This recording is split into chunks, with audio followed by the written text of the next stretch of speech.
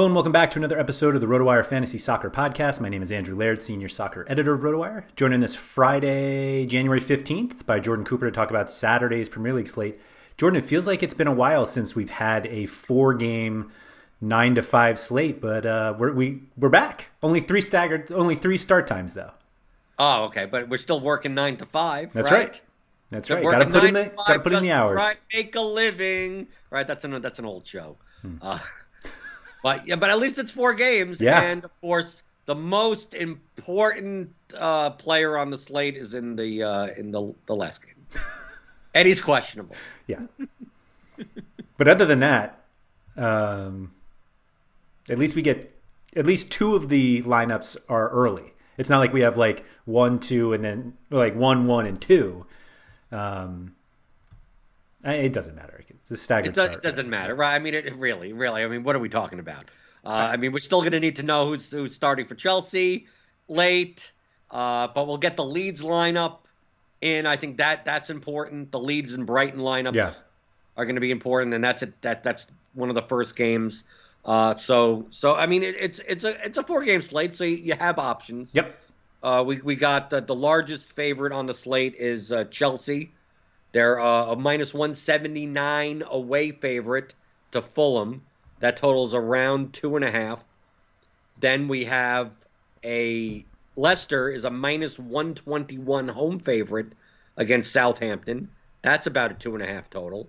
Then West Ham is a minus 117 favorite at home against Burnley, and that's the lowest total on the slate, about 2.25. And then Leeds are a plus 120 home favorite to Brighton, and that's the highest total, hovering close to 3. And that line has actually come down. So some of these lines have actually moved. So Leicester has actually moved more positive, so that bodes well for Madison. Yes. Chelsea is coming down, actually. It opened at 227. It's now down to minus 179. And then Leeds opened at minus 103, and they're at plus 120. I don't know if that says anything. Probably doesn't. Probably not. Doesn't change anything, at least for me. Right. It doesn't really. Sometimes the betting lines give you some aspect of like what they're reacting to, like a certain player being in, out, those types of things. Yeah. You'll see the lines move even when the starting 11s come out. When some team rolls out a clown car unexpected, and then the line starts changing. Sure. But for the most part, it's kind of weird to have a slate these past couple of ones where the highest price player on the slate is just 9,100. Yeah. Last week he would have been 17.5.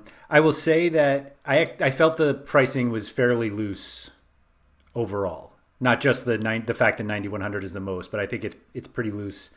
I made a lineup that I thought was perfectly viable with one player in it who I think could get 0. And I was actually talking about this on our football podcast that if you last week, like getting a zero in playoff NFL, it doesn't necessarily kill you. Because the player pool is much smaller and enough people may have them. I think this is a slate where you might be able to get away with a 0 in cash and be okay. As dumb as that sounds. You sure about that? I am. Okay, we'll see. Yeah. It's obviously not something not going to be a 0, but I think you can get away with a player in it that doesn't matter. I'll put it that way. Okay, and it's not goalkeeper because that matters the most. Correct. Right. Right. Although I should just take a backup keeper and lock in the 0. So you know that you're getting a 0 there, then not take the 0 elsewhere. Right. I'm more confident in the outfield players not finishing negatively than the goalkeeper, which the downside of goalkeeper is much uglier than the downside of an outfield player. Right. We don't have Cavani on this slate, so you don't have to worry about it. Anyway. Okay, so at the forward position, we do have forwards that we could play cash-wise. Yep. The highest price forward is Jamie Vardy. He has the highest anytime goal-scoring odds on the slate at minus 117. But it doesn't stand out. It's not a minus 200, a minus 250. So playing Vardy in cash is unnecessary. But before going into the rest of the forwards, just to highlight midfield, Madison at 9,100 is like the cat. That's the first guy you plug in. I think so. Yes.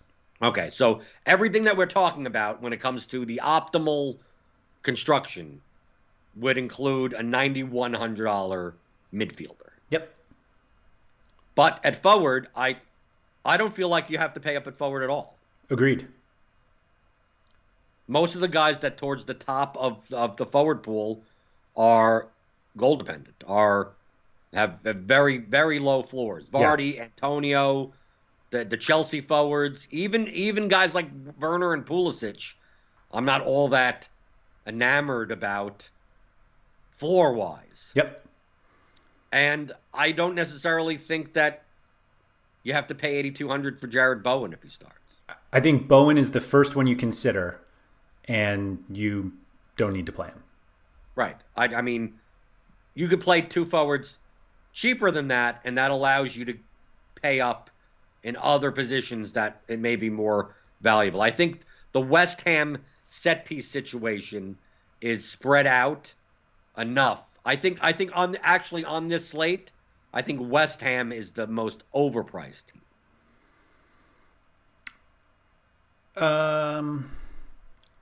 I think I disagree. I think playing Burnley, that leaves them up for like plenty of peripherals. Okay, but then who would you consider the most overpriced team? I don't think anyone is drastically overpriced. I think it's I didn't think West Ham was drastically overpriced, but in comparison to some of their play, like Cresswell at 6,700, like do you need? I take a look at their players and go, do I need to pay these prices for them? And West Ham is one where I go, I don't think so. I think it's really just Bowen and Cresswell. Like the rest of playing on West Ham. I mean, who else are we talking about? All right, that's fine. But I'm just saying, you're like West Ham is overpriced. Like I think everybody else is fine for what they are. I think Cresswell is better than Bowen. I think we'll get to defense, but I think Cresswell is worth having. Okay, I would agree with you. But I think Rafinha is the top forward the most expensive cash forward, and then I think it's whatever happens with the Brighton lineup. Yep, I'm on the same page as you. Yeah. You play Rafinha, and you play either Gross or Trossard. Yeah. Depending on who starts. Yep. And they're cheap enough. Gross is 7,000. Trossard is 6,400. Rafinha is 7,600. The question comes in is, what happens if Rafinha doesn't start? I think you play either. I think you start looking at either like McNeil, if he starts. I think the Fulham guys are the last place you go. Right. Like Cavallero isn't bad, but I'd rather not play a Fulham player against Chelsea. Right. Yeah, I think. If Rafinha doesn't start, I think that just pushes the possibility of Bowen. But I still don't. The Brighton guys are still ahead. Right. But still, you need two forwards. Mm-hmm. You never know. Rafinha could not start, and then you get a Helder Costa at 4,700. That's forward eligible. And maybe you could punt with that. Yeah, I think that's fine. Right. I think we've learned that JBG is not. Something like Rodrigo's at 6,900. I don't think that's horrible if he starts for Rafinha. Yep. But that's my combinations of basically it's going to be Leeds and basically that first lineup. That first lineup, yeah. Right, is going to fill both of your forward spots. Yep. In a worst case scenario, if you're stuck, you play Bowen. Exactly. I mean, the game has the highest total. But you're going to get those lineups also. Yep. Right, because that lineup's at 10 a.m. So, there's a possibility that Bowen doesn't start. Yeah, I mean, in terms of the later games of who you're looking for, like Madison is obviously the most important from that Leicester lineup. Both because if he doesn't play, then I still think you still want Leicester set pieces. You're just leaving a lot of money on the table. Right, because most likely in an optimal construction, I'm going to assume that you're heading into the 3 p.m. late game with only one slot. Right. And if he doesn't start, like, I think for lineup flexibility, I think you're better off having two, because like the possibility of doing like Ward-Prowse and Tielemans is better than Madison and whatever else. Right. But you want Madison. Right. Like, you're not going to play Tielemans. Or you could do something where you're playing Madison plus McCarthy. And then you switch, and then you pay up a goalkeeper. So you get Schmeichel and Tielemans. Tielemans, yeah. Something like that. Yep. I mean, but it's goalkeeper, so that's not all that important. Mm-hmm. But I'm going under the assumption I'm building my lineups in the beginning as if Madison's playing. Same. Right. There's no I'm going to build a lineup and then see what happens later. If anything, maybe you're playing a Chelsea defender in a D spot, and maybe, but even then, you're not going to know. No, yeah, that's still early. Yeah. Right. It gives you some flexibility. But anything else at the forward spot that we didn't mention that would be for cash optimal types of constructions? I think JBG is dead. Like, legitimately dead. Like, where no one could find him. No, we know where he is. His dead body's still on the field with 3 fantasy points. I don't think this is a slate where you pay $3,800 for his three or 4 points. That's all. No, I don't think it's necessary. Right. But yeah, I think the other question for midfield is, do you at all consider James Ward-Prowse? I think you consider him. But would you rather play Ward-Prowse or would you rather play Mason Mount? Right. Or would you rather play if Ziyech starts at 6,700? Why isn't he forward eligible? Because it's DraftKings. It's literally where he plays. Anyway. Right, I know. I don't think you play Ziyech if Mount starts, but I think you can play Mount if Ziyech starts. No, I agree with that. But still, Ziyech, even with Mount starting, is not like horrible. No, not at all. At 6,700, he's valuable in open play. Yep. But I think you play those guys before you play Solly March at 7,200. Yeah, absolutely. Like, the difference in the Brighton situation is that, like, let's say Trossard and Gross both don't play. It's just a matter of March is only midfield eligible at 7,200 that constrains him. I like March. It's just a matter of Gross and Trossard fill a forward spot that you're going to need to fill. Yep. And I'll take James Ward-Prowse over Solly March. Agreed. Yep. Yeah, I think the consideration is Madison, Mount, March, and Ward-Prowse. And March is the worst of those 4. Right. And you're probably playing at least 2 of them. Yeah, playing 3 of them means you're basically punting at least 1 spot. Right. I'm still waiting for the 0 that you're looking to give me. I'm not giving it. I'm just saying, just go to the bottom. There's your 0. But I'm saying if you want... Go to all the way to the bottom. A Mancini on Burnley? That's all the way at the bottom. No, that's not the bottom. That's the bottom for midfield. Oh, no. We're talking about the bottom, going all the way to the bottom. Yeah, we're spelunking today. Oh, we're really spelunking. We're spelunking at defense, I guess. But yeah, for midfield, like, if Rafinha doesn't play, I think you... Like, it's the same situation as Brighton. Like, I think you should play Jack Harrison, but filling that midfield spot is kind of a killer, because you don't fill the forward spot, and 2, there are other midfielders you probably want to play. Right. So that's why I look at more guys like Costa and Rodrigo. Yeah. Whoever on Leeds is forward eligible, I'm much more likely to play if Rafinha's not in. Yep.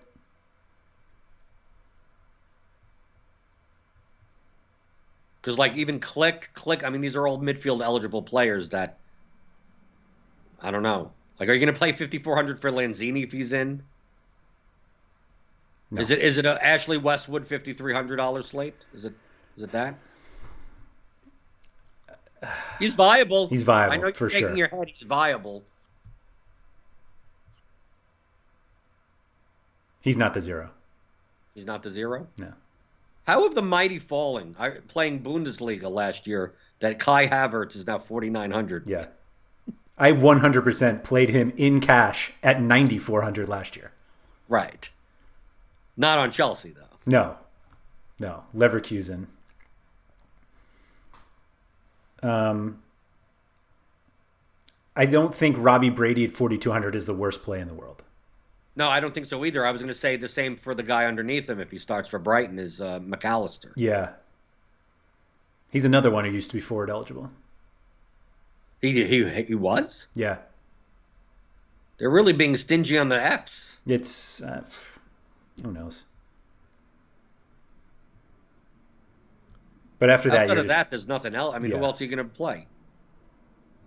Harrison Reed for 1.5 points? There's nobody there. I'm not going to pay 3,200 and fill a midfield spot for Eric Peters, even if he plays at left back. Or Brownhill. One of the two. Right. No, thanks. Right. The midfield spots are just too valuable. Exactly. Right. I'd rather fill it with the defender spot, if anything. If the midfield spots are too valuable, then I'm like, I actually can't fit in Jack Harrison. I'm not playing Josh Brownhill. Right. Right. If you're going to pay $3,200 for a guy, let it be a defender. Right. That's zero. And just actually go 2,500 and get $700 more. Oh. Who's this $2,500 guy that you're playing? There is no guy. That's my point. Oh, you're just picking whoever. It's Tarkowski. It's whoever. Whoever. Right. It's whoever down there. It's not 100% whoever. Right. It's not totally whoever, but it's basically whoever. Okay. You could play C. Cresswell on Leeds. Who's that guy? Cresswell stack? Right. I could play Cresswell stack. Cresswell's part of this, so don't just throw that out. Okay, so what you're saying at defender is that you'd rather play Cresswell plus some scrub than play like a combination of like Chilwell plus like Lowton or something like that type of combination. No. I think you can pay up for both defender spots and just punt your utility. Oh. So or technically you're paying up at one defender spot, paying down at another defender spot, and then filling your utility with the defender. Sure. You could view it that way. You could do it that way, yes. I think Cresswell should be a priority. Oh, really? Yeah. He's expensive, but he's actually been scoring more than Bowen. And he's clean sheet equity. Right. And Burnley give up enough fantasy points that that is worth it, I think. They give up the most crosses of any team on the slate. No. I mean, if I could get Cresswell, I'll get Cresswell. Yeah. But I mean, I'm just not viewing him as like he's the second guy in my lineup. That's fair. Right. I think both Chelsea fullbacks are fine. I usually like James over Chilwell, which should solidify the Chilwell monopoly since I'll have James and Mount or something like that. Leeds guys are always good. Right, they're fine. They're efficiently priced. I think Alioski's actually a little cheap. 4,900. I don't know. However, the mighty fallen when it comes to Ryan Bertrand being 3,700.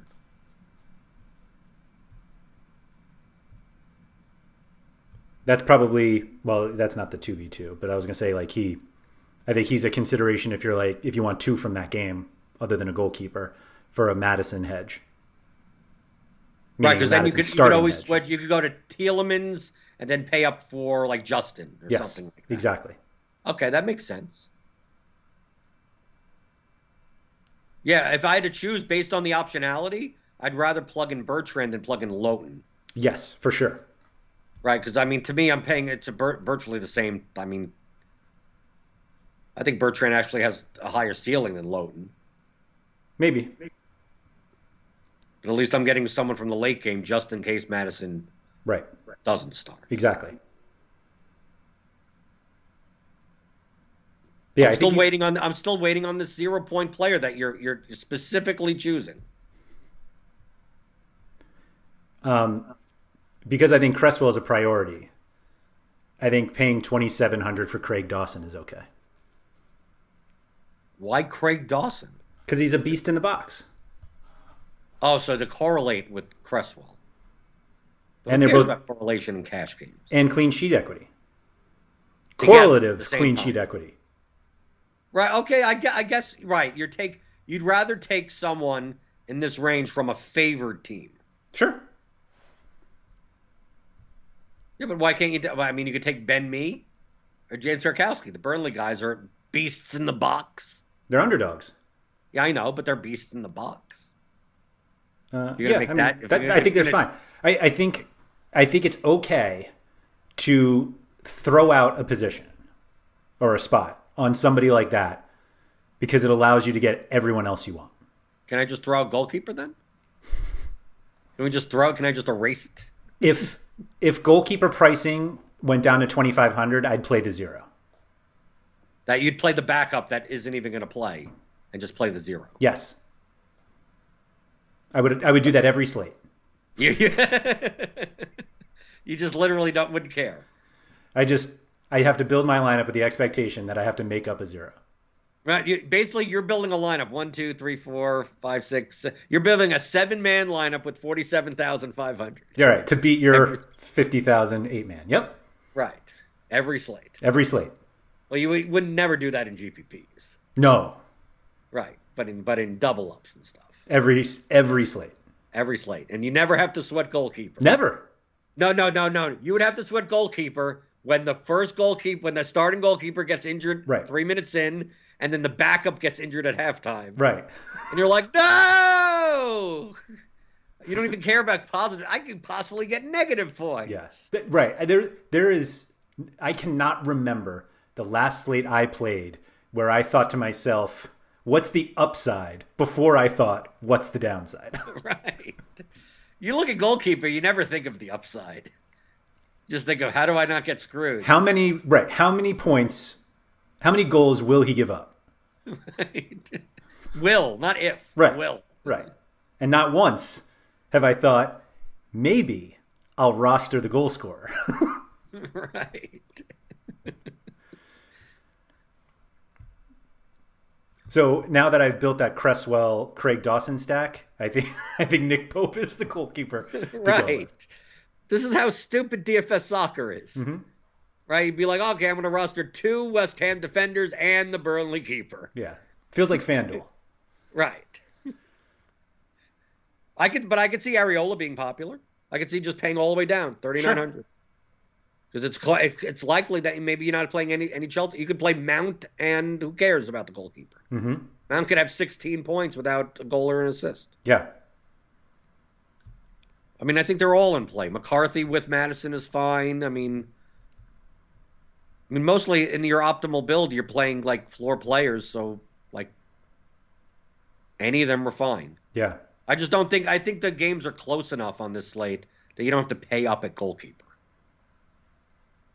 Yeah, I mean, it's going to be one of those slates where it's just stupidly one guy scores 26 because that's just what happens when the games are close. That's just what happens, right? You can't tell which one it's going to be. No. But it's probably going to save me and screw you. The positive about playing Areola over Pope is that you can go from Craig Dawson to Adam Webster. That's the positive. Yeah. Yep. You could pay up just slightly more for a garbage defender. A separate garbage defender. But we know they'll both be in because they're in the early game. What you really want to do, Jordan, is fill your utility with a $2,700 center back from the first game of the slate. Right, because if you're going to be playing all 3 of them, you're just going to be locking them all up. Well, that's why I think you play Ryan Bertrand in that spot. Who has money for Bertrand, my God? Oh, in this economy? I don't know. But yeah, I think,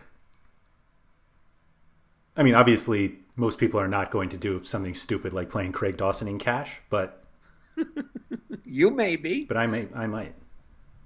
But it's not Craig Dawson, it's just whoever. Yeah. Like you're just locked on to Craig Dawson, but like I said, anyone that's starting, you're doing the same strategy as what you say we have sometimes at forward. Yes. Where it's like whoever the cheapest starting forward is, that with the green checkbox, that's who you're playing. Yep. Like, because the difference between them and a guy that's 2,000 more is virtually nothing. Mm-hmm. So you're doing the same thing here, going, what's the difference between Bertrand and Ben White?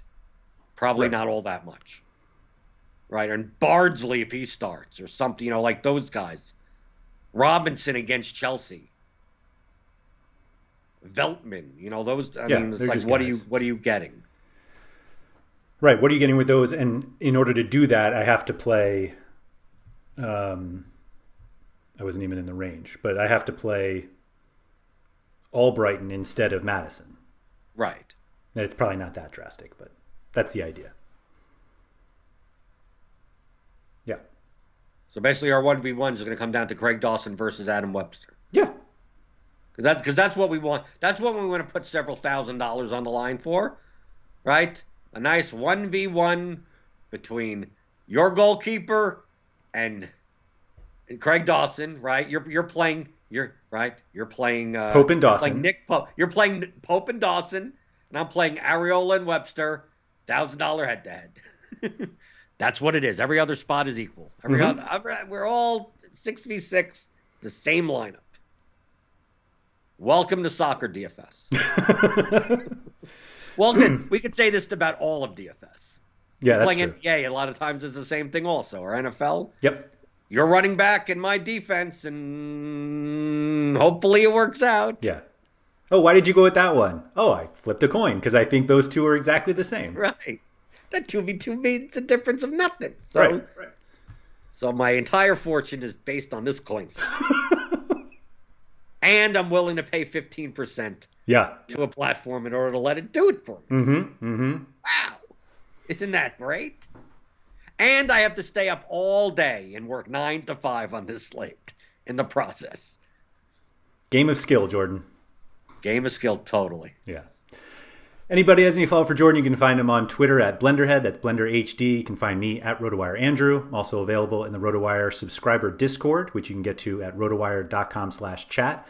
If you are not a subscriber and would like to try us out, just go to rotowire.com/pod, P-O-D, for 10 free days to the site, which includes access to that Discord chat. So, Jordan, thank you for that, and good luck all day Saturday.